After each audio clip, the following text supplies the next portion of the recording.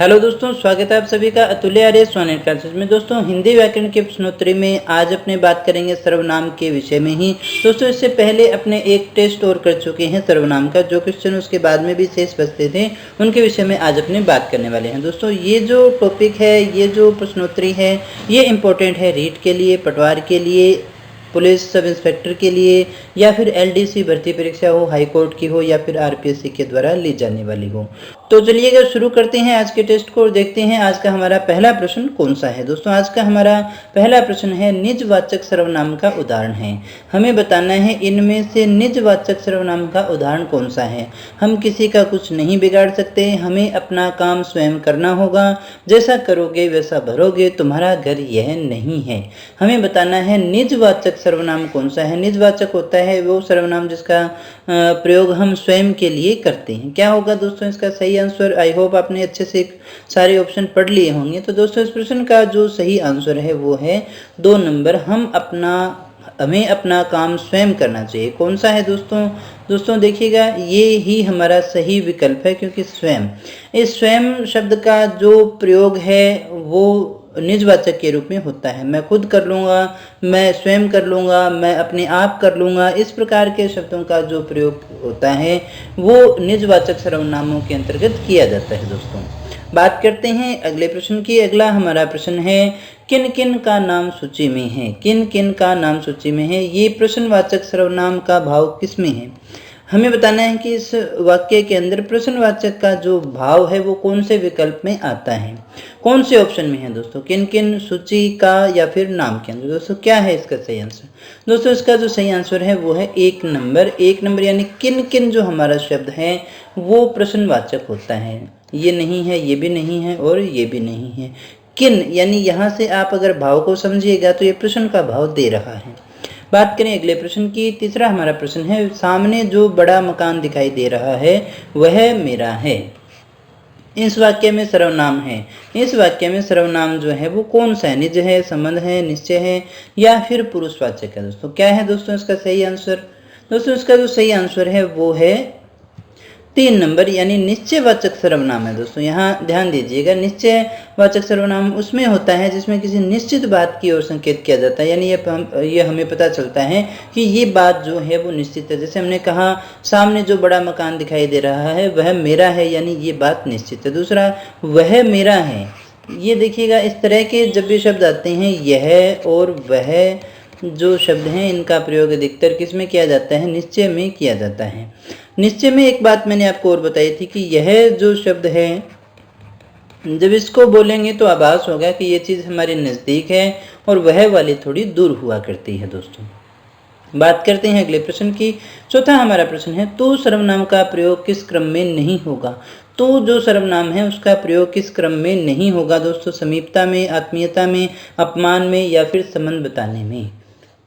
हमने कहा किस क्रम में नहीं होता है। किस क्रम में नहीं होता है दोस्तों? समीपता में, आत्मीयता में, अपमान में, या फिर संबंध बताने में। किस में नहीं होता दोस्तों? सही आंसर है 4 नंबर। संबंध बताने के अंदर इसका प्रयोग नहीं किया जाता। दोस्तों, प्रश्न को समझ लीजिएगा। जैसे हम कहें तो शब्द का जो प्रयोग है वो समीपता या आत्मीयता के लिए भी होता है। दोस्तों, यहाँ ध्यान दीजिएगा, अपमान के लिए भी होता है। जैसे अपने किसी को नीचा दिखाना हो तो तू क्या है, तो क्या है ना, जो छोटा अगर किसी को दिखाना हो तो ये 3 प्रकार के शब्द अपने लेते हैं, तू, तुम और आप। वैसे तो इसको प्रयोग नहीं किया जाता, ऐसा भी मान करके चलते हैं। जैसे हमने किसी को तू कह दिया तो कई बार तो उसको यही लग जाता है कि मानो कोई गाली दे दी गई है। तुम जो बराबर का है उसके लिए तुम, और सम्मान जहाँ पर हमें देना हो वहाँ पर अपने आप शब्द का प्रयोग भी किया करते हैं। तो तू को तो कई बार इतना निम्न मान लिया जाता है, लेकिन उसका जो प्रयोग है कई बार समीपता के लिए भी होता है, आत्मीयता के लिए भी होता है। जैसे अपमान की बात करें, तू तड़ाक से बात करना है ना, किसी को तू कह देना अपमानजनक लगता है किसी को भी। जैसे अपने पिता है तो अपने उसको तू नहीं कहते हैं। दोस्तों, अगर तू कहेंगे तो उनको एक अपमान की सी बात आती है, ऐसा नहीं कहते हैं। किसी अधिकारी जो है, अधिकारी को अपने तू नहीं कहेंगे। अध्यापक को तू नहीं कहते, अगर कह दिया तो इसका मतलब अपमान हो गया उसका। यहाँ आत्मीयता या समीपता के लिए भी होता है। दोस्तों, ये ध्यान रखिएगा, जिसको अपने सबसे नज़दीक समझते हैं उसके लिए अपने तू शब्द का प्रयोग करते हैं। अजीब लगेगा लेकिन यही सच होता है। अगर आपने शब्दों पे कभी ध्यान दिया होगा, ये अक्सर अपने बोलते हैं हे ईश्वर तू ही है, यानी ईश्वर के लिए भी अपने कौन सा शब्द काम में लेते हैं? तू। तो फिर बाकी लोगों के लिए आप भी ले लेते हैं, है ना। तो देखो सबसे नज़दीक कौन सा होता है? ईश्वर होता है।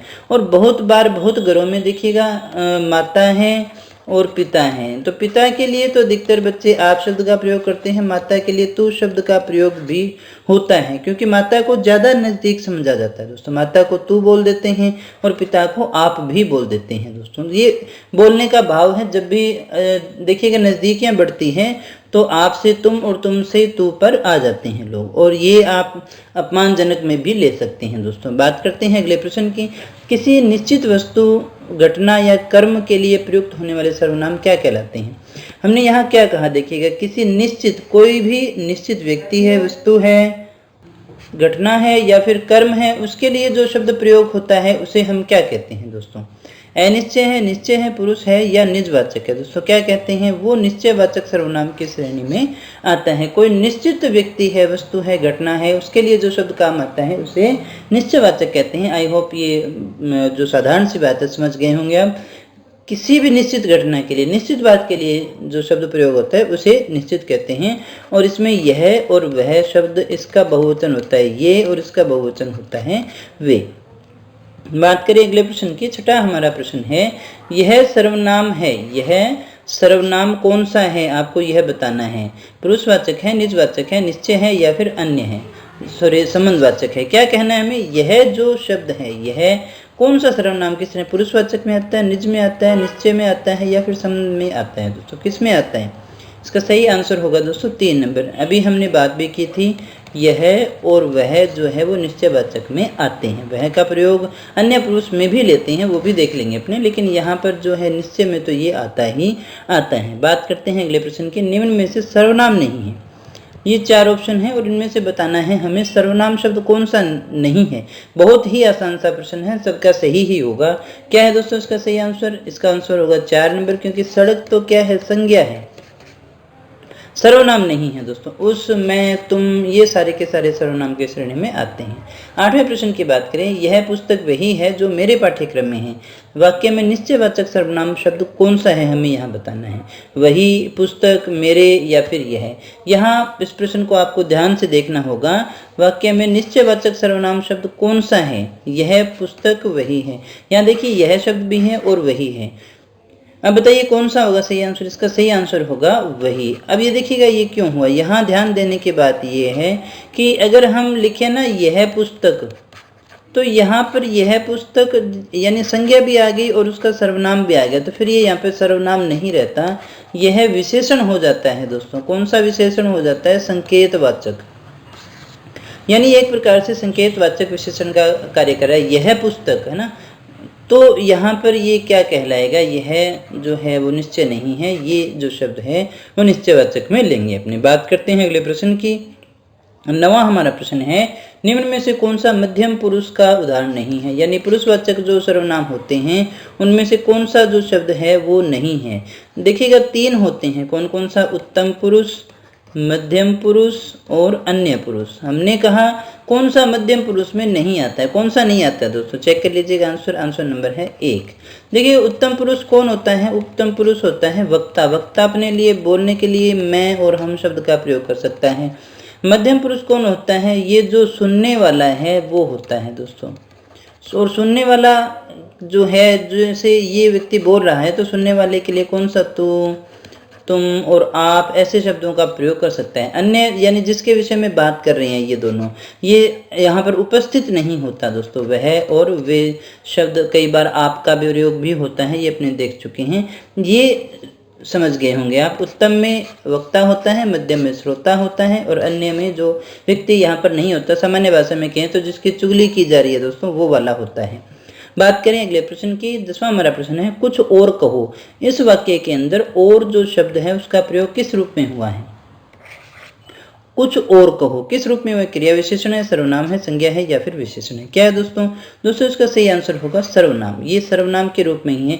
हमने कहा और शब्द, और यानी कुछ अन्य बात के लिए कहा गया है। और एक इसकी परिभाषा पे गौर करिएगा। 6 जो सर्वनाम है उनकी तो बात अपने करते ही हैं, लेकिन हम ये भी कहते हैं कि संज्ञा के स्थान पर जो भी शब्द काम में लेंगे वो सर्वनाम होता है। हमने क्या कहा, संज्ञा के स्थान पर काम आने वाले शब्दों को क्या कहते हैं, सर्वनाम कहते हैं। जैसे एक जाएगा तो वहां पर एक शब्द भी अपने सर्वनाम के रूप में ले सकते हैं, यानी किसी व्यक्ति के स्थान पे ही हमने उस शब्द को काम में लिया है। तो इसलिए और जो शब्द है वो भी सर्वनाम की श्रेणी में आता है। 11वें प्रश्न की बात करें, किस वाक्य में सर्वनाम संबंधी अशुद्धि है। कौन से में सर्वनाम संबंधी अशुद्धि है, हमें यह बताना है। मेरी आपके प्रति गहरी श्रद्धा है, यहाँ कोई नहीं है। जो परिश्रम करेगा वही उत्तीर्ण होगा। मैंने आपसे आने का अनुरोध किया था परंतु तुम नहीं आए। कौन सा होगा दोस्तों इसका जो सही आंसर है वो है 4 नंबर। मैंने आपसे आने का अनुरोध किया था पर तुम नहीं आए की जगह क्या होना चाहिए था, आप। अगर तुमसे ही होता यहाँ पर तो तुम आ जाता, लेकिन यहाँ पर आप है तो दोनों जगह एक ही प्रकार के शब्द का प्रयोग करना होता है। बात करें 12वें प्रश्न की, किस वाक्य में संबंधवाचक सर्वनाम है। हमें बताना है संबंधवाचक सर्वनाम शब्द जो है इनमें से कौन से में है। अयोध्या जाने के लिए किससे कहूँ, शर्मा जी का यह शर्मा जी का घर यह नहीं वह है। इस घड़ी को देखो यह कितनी उपयोगी है। तेते पाँव पसारिए जितनी लंबी सोर। क्या होगा दोस्तों इसका सही आंसर, ध्यान से पढ़िएगा दोस्तों। इसका सही आंसर होगा नंबर 4, यानी तेते और जेते, उतने पाँव पसारिए जितनी लंबी सोर है दोस्तों। उतना जितना ये जोड़े के रूप में ही अक्सर प्रयोग किए जाते हैं दोस्तों। बात करते हैं अगले प्रश्न की। अगला हमारा प्रश्न है, किस वाक्य में सर्वनाम संबंधी अशुद्धि है, हमें ये बताना है। ये 4 वाक्य हमारे पास में।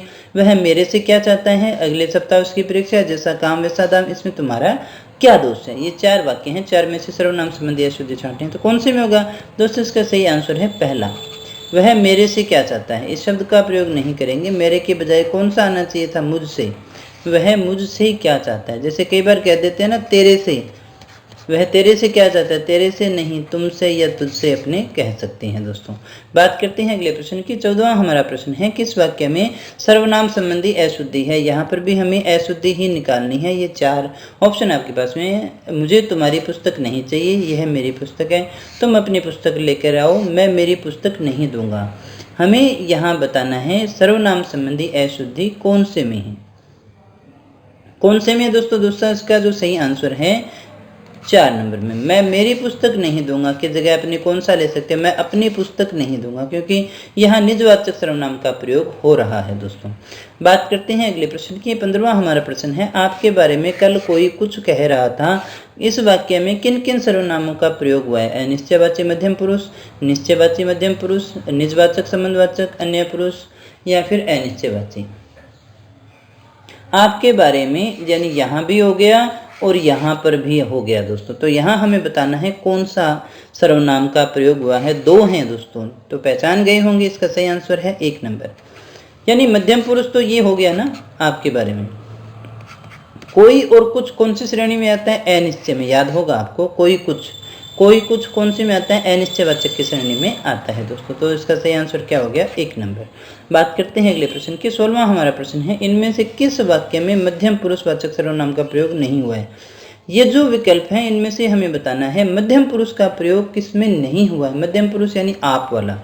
आपने तो कमाल कर दिया, सुभाष चंद्र बोस देशभक्त थे, आपने देश की सेवा के लिए उस पद का भी त्याग कर दिया। तुम दिल्ली से कब आए, आप बहुत अच्छा गाते हैं। बहुत ही अच्छा प्रश्न है, सबसे ज़्यादा इंपॉर्टेंट। अपने इसी प्रकार के प्रश्नों को मान करके चलते हैं। क्या होगा दोस्तों इसका सही आंसर, फटाफट से बताइए। आई होप ये आंसर भी आपका सभी का सही होगा। इसका जो सही आंसर है वो है नंबर 2। सुभाष चंद्र बोस देशभक्त थे, आपने देश सेवा के लिए उच्च पद का भी त्याग कर दिया। यहाँ पर आपने जो शब्द है वो देखने में कौन सा लग रहा है, संबोधन के कारण अपने मध्यम में ले सकते हैं, लेकिन ये यहाँ पर देखिए सुभाष चंद्र बोस उपस्थित हैं क्या सामने, जो व्यक्ति बोल रहा है वो उपस्थित नहीं हो सकते ना। तो ऐसे व्यक्ति के लिए जो प्रयोग किया जाता है वो अन्य पुरुष में आता है। हमने कहा किसी महापुरुष का परिचय देना, उनके बारे में कुछ बताया, कोई किसी कवि परिचय की बात करें, तो फिर उसमें जो सारे कुछ भी आते हैं वो सारे अन्य पुरुष की श्रेणी में आते हैं, अगर वहां पर आप शब्द का प्रयोग हुआ तो। बात करें अगले प्रश्न की, किस वाक्य में संबंधवाचक सर्वनाम का प्रयोग नहीं हुआ है। हमें बताना है किस वाक्य में संबंधवाचक सर्वनाम का प्रयोग नहीं हुआ है। कौन से में नहीं हुआ है, आप जो करो सो थोड़ा है, जितना गुड़ डालोगे उतना ही मीठा होगा। तुम अपनी पुस्तक पढ़ो, जैसी करनी वैसी बननी। हमने कहा संबंधवाचक का प्रयोग किसमें नहीं हुआ है, ये छांटना है हमें। कौन से में नहीं हुआ? आप जो करो सो थोड़ा है, जितना डालोगे उतना मीठा हो जाएगा। तुम अपनी पुस्तक पढ़ो, जैसी करनी वैसी बननी। पहचान लिया होगा दोस्तों। क्या है इसका सही आंसर? इसका आंसर है 3 नंबर।